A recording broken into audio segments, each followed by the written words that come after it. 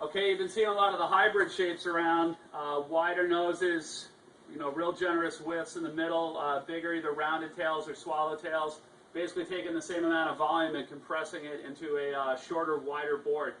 Xanadu was one of the leaders in this design trend with a board that he made about 5-6 years ago called the Rocky model, and that board was available 5'8" up to about 6'4". They've since discontinued that model because it got replaced by this board, which is the Xanadu Gipos.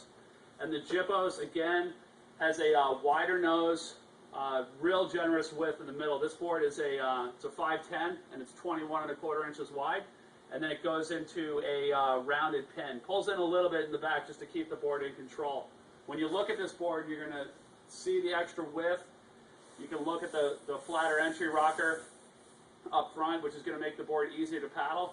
The difference between this board and a lot of hybrids that it kind of looks like from the top level is the thickness of the board. And the Gipos is a relatively thin board compared to all the rest of the boards in this category. And what that's going to do is when you get up to speed and you want to start throwing really hard turns, the low volume rails are going to allow the board to sink into the water and stay in the water at a much higher speed than a lot of the other hybrids that are in the same category. So it's got the wide width and the flat entry rocker for easy paddling and gliding across those flat sections, but once you get into the wave, it doesn't have that thickness that's going to hold you back at higher speeds.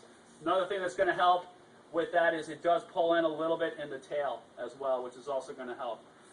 This board has what's called a 3+2 fin setup. So looking at the fin setup, you can see you can ride it either as a thruster or as a quad, depending on either the conditions or the preference that you have, like with the boards and the rest of your quiver.